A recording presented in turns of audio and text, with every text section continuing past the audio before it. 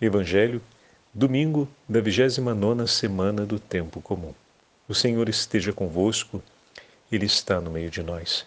Proclamação do Evangelho de Jesus Cristo, segundo São Lucas. Glória a vós, Senhor. Naquele tempo, Jesus contou aos discípulos uma parábola para mostrar-lhes a necessidade de rezar sempre e nunca desistir, dizendo: Numa cidade havia um juiz que não temia Deus e não respeitava homem algum. Na mesma cidade havia uma viúva que vinha à procura do juiz, pedindo: Faze-me justiça contra o meu adversário. Durante muito tempo, o juiz recusou.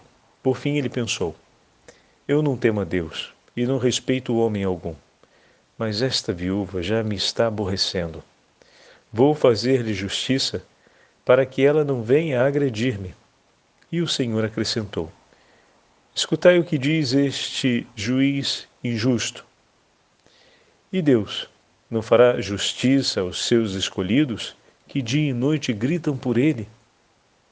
Será que vai fazê-los esperar? Eu vos digo que Deus lhes fará justiça bem depressa. Mas o Filho do Homem, quando vier, será que ainda vai encontrar fé sobre a terra? Palavra da salvação. Glória a vós, Senhor. Domingo da 29ª semana do Tempo Comum, em nome do Pai, do Filho e do Espírito Santo. Amém. Queridos irmãos e irmãs, a Santa Liturgia nos entrega hoje o 18º capítulo do Evangelho de São Lucas. Mas antes de começarmos a nossa meditação, queria observar que também o dia de hoje recolhe dois presentes para todos nós. A memória de Santa Edviges e a memória de Santa Margarida Maria Alacoque. Obviamente, por se tratar do domingo, as duas memórias cedem lugar à solenidade do dia do Senhor. Por isso, vão ser celebradas apenas nas igrejas que foram consagradas ao patronato dessas duas santas, ou nas dioceses onde elas têm o patronato, nas congregações onde elas têm o patronato, e assim sucessivamente, né? Mas no final do Evangelho de hoje, da meditação de hoje, vamos aproveitar para sinalizar também o testemunho dessas duas grandes santas na oração incessante e ao mesmo tempo no testemunho de fé, o que é muito importante para nós no eco do Evangelho de hoje. Hoje o Evangelho nos entrega, poderemos dizer que a Santa Liturgia nos entrega duas palavras muito fortes. A primeira se une à segunda e se completa. Desde o amanhecer até o pôr do sol, desde o início da nossa vida até o final da nossa vida, enfrentaremos uma batalha. A batalha do livro do Êxodo, hoje narrada para nós, que Moisés sobe a montanha para rezar ao Senhor, suplicando que venha em socorro no combate contra os amalecitas.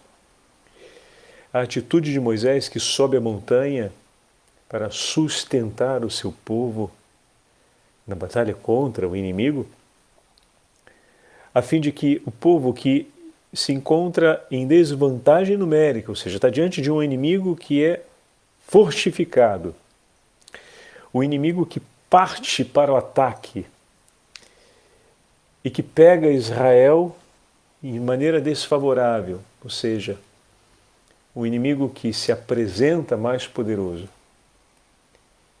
E Israel combate com as suas forças, mas sobretudo combate no nome do Senhor e vence pelo nome do Senhor. O texto do livro do Êxodo não deixa dúvidas sobre isso. A relevância de Moisés, que vai à frente do seu povo em todos os momentos do livro do Êxodo, porque assim o Senhor o colocou, ele sobe a montanha, ele vai à presença de Deus e intercede. A vitória nas batalhas da vida depende fundamentalmente da nossa confiança e da nossa aliança de amor com Deus. O Senhor tem o poder de tudo transformar, mas não transformou sem a intervenção orante de Moisés, sem o testemunho de fé de Moisés, que suplicou ao Senhor: faça justiça em favor do nosso povo. E aqui entra direto em relação com o Evangelho. Por 4 vezes o tema da súplica para que Deus faça justiça diante da violência, faça justiça diante do mal que se levanta contra nós, aparece ou nos lábios ou ligado de alguma forma à realidade daquela viúva que suplica a Deus a justiça, o socorro contra os malvados que se levantam. Não podemos ignorar que a imagem do livro do Êxodo, adaptada à nossa vida, se refere aos inimigos infernais, aqueles que se levantam para fazer perecer os filhos de Deus. E dessa forma, o Senhor nos chama hoje a recordarmos que a vitória sobre a força do inimigo, a vitória sobre todo o sofrimento e maldade, porque muitas vezes nós nos deparamos com o sofrimento acontecendo contra o mais pobre, o mais vulnerável, um sofrimento direto, praticado, desejado, obstinado,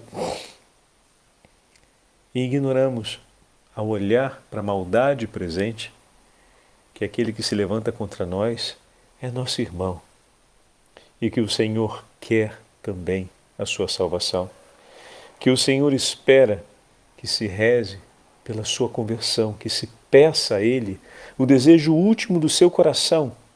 E qual é esse desejo último do seu coração? Aquele que diz para a gente, Santa Margarida Maria, que aquele violento se confia à sua misericórdia e, arrependido por seus pecados, clame o socorro de Deus e Deus virá e lhe perdoará os seus pecados e lhe fará uma nova criatura.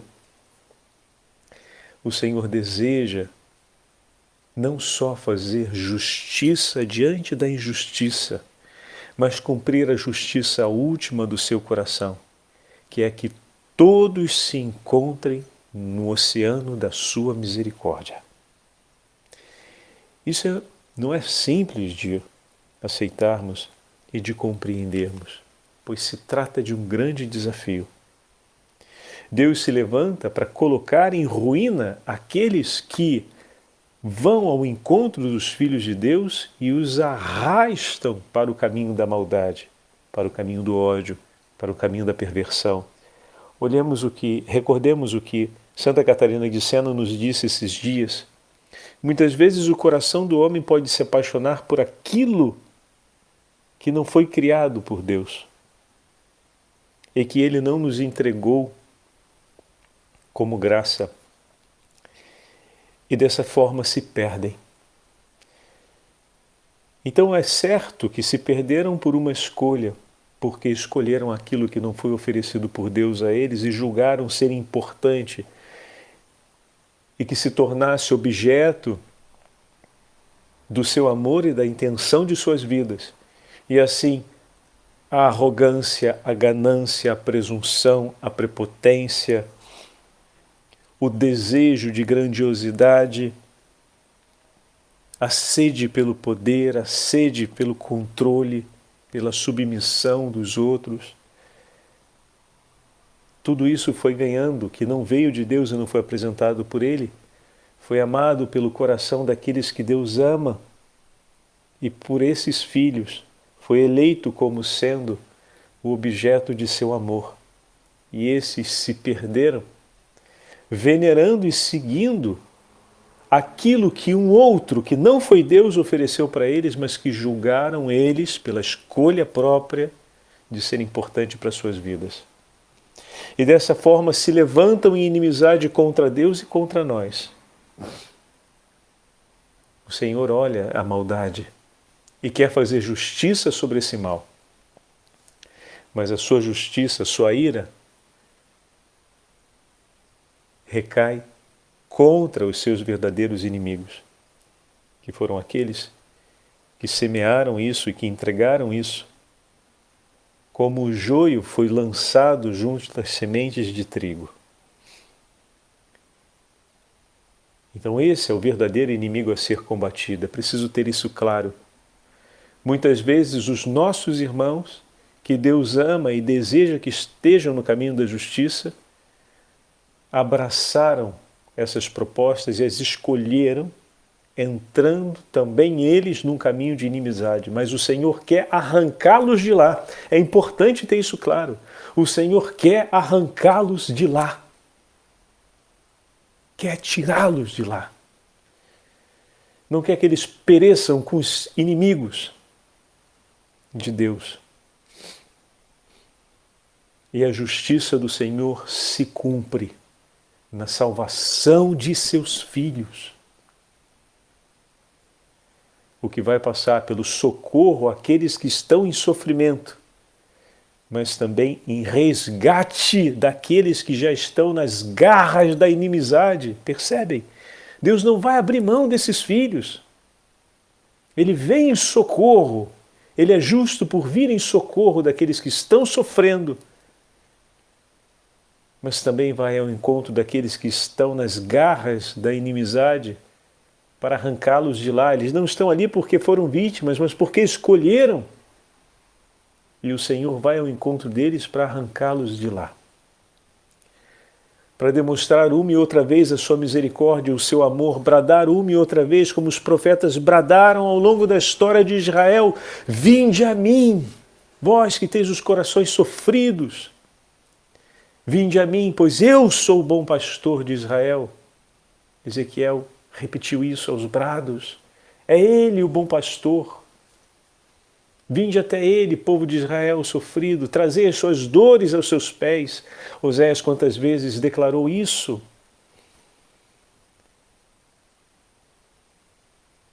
E dessa forma o Senhor nos envia também no mundo, hoje, como evangelho vivo, para chamar aqueles que estão presos na inimizade, que se tornaram escravos da inimizade,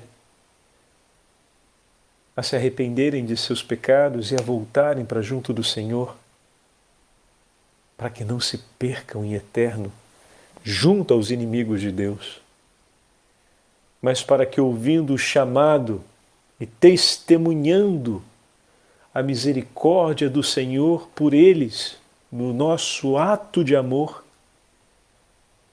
possam se converter e abandonar o caminho da inimizade que eles mesmos escolheram para buscar outra vez o caminho da misericórdia.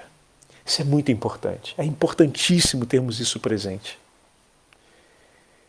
E essa batalha, a batalha pela justiça de Deus, para que o Senhor triunfe, salvando seus filhos das garras mortíferas do inimigo infernal, vai ser do nascer do sol da nossa vida até o pôr do sol da nossa história. Não é uma batalha para algumas horas, mas por um inteiro dia. O que significa dizer que não será uma batalha para um momento da nossa vida, mas para uma inteira vida, do nosso nascer até o nosso pôr do sol. E o que nós ouvimos no livro do Êxodo? Triunfou Deus, triunfou Israel.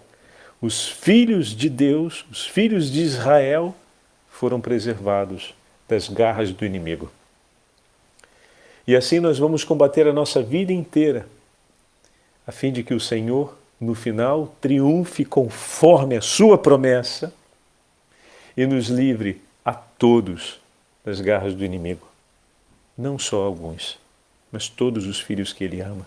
Ele quer livrar das garras do inimigo. E para que a gente possa viver essa batalha, vai ser fundamental que tenhamos ao nosso lado quem como Arão e quem como Hur, que vem em nosso socorro e nos ajuda a manter os braços erguidos. Quantos foram os sacerdotes e homens e mulheres de Deus que passaram na minha vida, Padre Fábio, e me ajudaram pela graça do sacramento, pela direção espiritual, pela amizade sacerdotal, pela amizade cristã, pela oração, pela consagração da vida em ato de amor, por mim e pelo meu sacerdócio, que foram e são na minha vida, ao longo desse tempo, Moisés e Hur, ou melhor, Arão e Hur, a sustentarem os braços erguidos, suplicando a Deus pelas almas que me foram confiadas. todos nós, para quantos pais de família, para quantos amigos sacerdotes o Senhor não me fez em suas vidas, em algum momento, Arão e Ur, para que eles seguissem adiante. É dessa forma, meus irmãos, nós estamos unidos no mesmo coração. E aqui voltamos à imagem de Santa Margarida Maria e podemos pegar também o testemunho de Santa Edvíges. Um coração orante, um coração que se faz providência, um coração que está disposto a tomar tudo aquilo que recebeu de Deus para colocar pelo seu irmão. Nós pensamos nos braços pesados de Moisés, mas esquecemos que o peso de um inteiro dia participando junto também viveram Arão e Ur. É claro que os braços erguidos de Moisés trazem ali o símbolo da alma que se entrega, que suplica a Deus, mas as outras vidas estão sendo consumidas junto daquela. O que significa dizer que tudo que o Senhor ofereceu por ti vem colocado na escolha do teu coração por amor a Ele em favor do teu irmão, unido ao bem do teu irmão. Naquele momento, Moisés, Arão e Ur são um só coração, pois eles entregam o que Deus a eles ofereceu em favor de Moisés.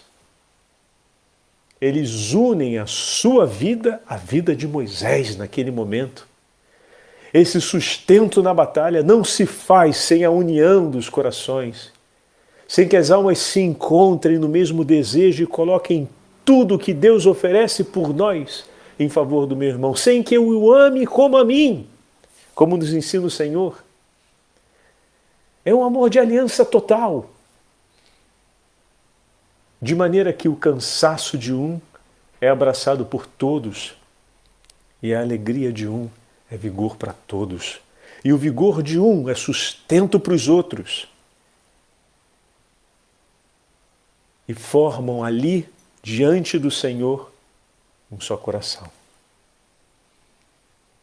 Meu irmão e minha irmã, como a primeira leitura de hoje nos fala a respeito da eloquente resposta do ato da nossa fé. Por quê, Padre Fábio? Deus escolheu o povo de Israel e lhe disse: vós sois o meu povo que eu escolhi. O Senhor não disse para Israel: porque vocês são os melhores de todos os povos, eu vos escolho como meu povo. O Senhor não disse: porque vocês se comportaram bem e porque vocês vão ter a boa disposição de me escolher, eu vos escolho. A prescindir da resposta de Israel, o Senhor escolheu Israel porque o ama. Porque o ama. Por seu amor ele escolheu e fez Israel objeto de todo o seu bem-querer. Antes que Israel pudesse escolhê-lo como Deus, o Senhor o escolheu. Quando Israel, enfim, reconhece Deus como seu Deus, nós poderíamos dizer que não restaria outra declaração de Israel a dizer senão: nós nos entregamos em tuas mãos, pois somos o teu povo. Eis aqui, meus irmãos e minhas irmãs, o testemunho de fé. Nós hoje, como Igreja de Cristo, somos o novo povo eleito do Senhor, somos a posteridade de Israel. E a nossa resposta de amor a Deus, o nosso ato de fé é: Senhor, eu me entrego em tuas mãos. Minha vida está em tuas mãos. O homem de fé é o homem que declara: tu és o meu Senhor. Amém. Obrigado, meu Senhor. E que posso fazer eu senão dizer: eis aqui o teu Fábio, eis aqui o teu povo. Eu me entrego em tuas mãos. eu sou teu. Eu escolho ser teu. Tu escolhe a mim como seu filho, e eu escolho a ti como meu pai, e me entrego em tuas mãos. Eu sou teu, Senhor. Eis aqui a declaração da nossa fé. Minha vida, Senhor, está em tuas mãos. Eu sou teu. E me coloco em tuas mãos. Quando no Evangelho de hoje o Senhor conta uma parábola, já havíamos comentado a respeito do elemento da parábola, está sempre no final o ponto central da parábola. E quando olhamos o Evangelho de hoje, o ponto central está na frase do Senhor: mas quando o Filho do Homem voltar, encontrará fé sobre a terra? Eis a questão que o Senhor propõe. Primeiro, diz que o Senhor não tarda no socorro, porque o Senhor ama esse povo e não o abandona. Mas o quanto nós falamos para o Senhor: Senhor, eu sou teu, as minhas dores é tua, a minha vida está em tuas mãos. Eu me entrego em tuas mãos, Senhor, e tudo o que é meu pertence a ti. O quanto nossa vida se torna vida de Deus. Eis aqui o testemunho de fé da qual nos fala o Evangelho de hoje. Por uma inteira vida olhamos e muitas vezes para dizer por pouco, hein? Porque abundantemente o sofrimento nos encontra.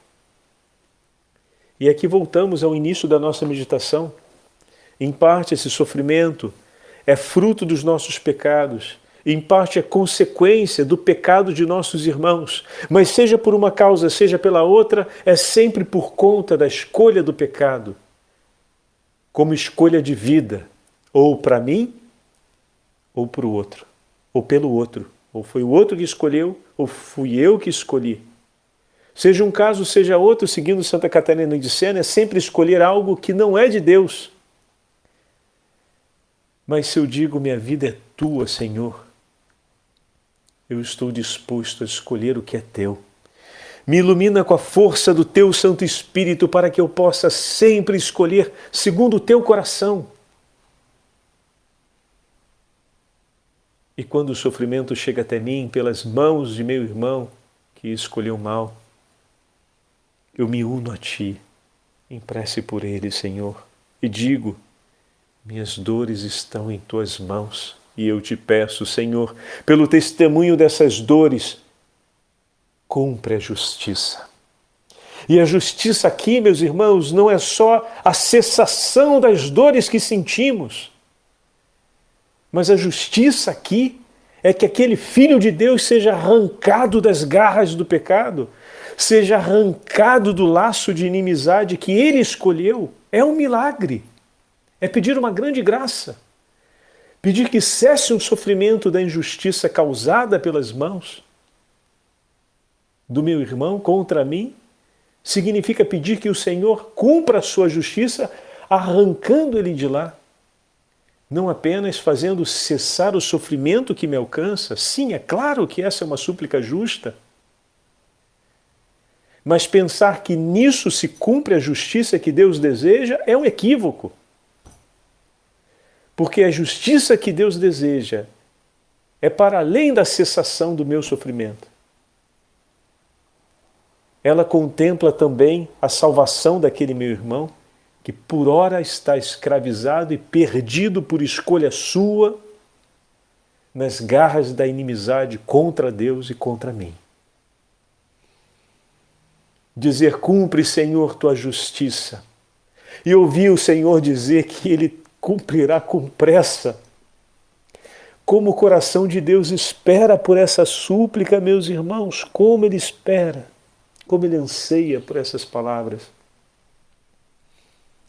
Veja, não há limites para o poder de Deus.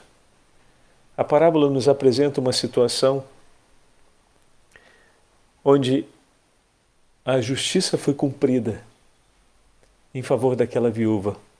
A viúva dentro do povo de Israel são os menores dos menores, os mais abandonados, e o Senhor tem olhos por eles. É a pupila dos olhos do Senhor. Os menores entre os menores, o Senhor olha com tanto amor e apreço. Entretanto, aquele homem que deveria cumprir a lei em favor dela, pela justiça que o próprio Senhor decretou por meio da lei dos profetas, não cumpria, não olhava, não se importava com os menores dos menores. Mas o Senhor veio em seu socorro. E aquele homem que não temia a Deus, egoisticamente temia pelo seu próprio bem-estar e pela sua integridade física. E cumpriu a justiça em favor daquela mulher, cessando o mal contra ela. Então Deus realiza a justiça cessando o mal que afligia ela. Mas veja, ainda que tenha realizado algo bom, o seu coração não realizou por amor a Deus, nem por amor ao próximo, mas por amor a si próprio. Desgraçada testemunhança, desgraçado testemunho desse pobre homem da parábola, que tendo as bênçãos de Deus, sendo um magistrado e tendo grandes tesouros que o Senhor Jesus não revogou, que é a abundância dos bens, seja um sinal da bênção de Deus. Mas que pena que tantos bens que o Senhor lhe ofereceu não levaram a amar a Deus com um amor ainda maior. Pelo contrário, secou de tal forma o amor por Deus e pelo próximo a ponto de não temer ninguém, a não ser o seu próprio bem, de não cumprir o bem ele mesmo para si. Um que tem tanto pode viver de maneira tão desgraçada. Aquele que tem um grande tesouro nas mãos, nesse tempo, vive uma pobreza espiritual aterrorizante. Enquanto, por não ter a fé, por não ter mais o temor, enquanto aquela que nessa vida nada tem, materialmente, espiritualmente, tem um tesouro incalculável, que lhe renderá não apenas a justiça nesse tempo, mas a alegria da justiça eterna. Vinde para junto de mim, benditos de meu Pai. Então, quando o Senhor voltar, Ele encontrará a fé em nosso coração, a alegria de poder nos chamar para junto de si. Olha o testemunho dessa viúva, o paradoxo entre a imagem do juiz, que tem as riquezas desse tempo, mas a pobreza espiritual completa, e ela que tem a pobreza desse tempo, mas a riqueza espiritual, que assegura a ela não só a ação da providência de Deus agora, mas assegura ainda a justiça de Deus eterna em seu favor, enquanto aquele outro arrisca de perder tudo e de terminar a vida fora da justiça. Peçamos, queridos irmãos e irmãs, ao Senhor que nos ajude a tudo que temos nessa vida, vivermos em atitude de pobreza, tudo colocando nas mãos do Senhor, tudo que o Senhor nos entregou em nossa vida, que nós dizemos é meu, é teu, Senhor, porque a minha vida é tua, pertence a ti. E o segundo pedido, Senhor, aumenta a minha fé. Senhor, renova a confiança do meu coração em Ti, de maneira que eu espere e confie tudo em Ti, Senhor, e seja o tesouro da minha vida, a certeza do Teu amor por mim e o meu desejo de cantar e viver para dizer: sou Teu e tudo o que me destes eu Te entrego, Senhor, e não viverei para outro fim que não seja seguir e unir-me ao Teu coração, para dessa forma oferecer a minha vida, como ofereceu Santa Edviges, em favor de que muitos corações te conheçam e possam glorificar a ti. Verdadeiramente o Senhor foi socorro e nos salvou, pois nós vimos por tuas mãos, ó Edviges, a misericórdia de Deus ser graça em nossas vidas, ser grande em nossas vidas. Que do nascer até o pôr do sol da nossa vida possamos combater o bom combate da fé, como vai dizer o apóstolo São Paulo, e tenhamos a alegria de todos juntos entrarmos cantando no reino dos céus, a alegria de sermos um só coração em Cristo Jesus. O Senhor esteja convosco, Ele está no meio de nós. Pela intercessão da Beatíssima Virgem Maria e São José, abençoe-vos Deus Todo-Poderoso, Pai, Filho e Espírito Santo. Amém.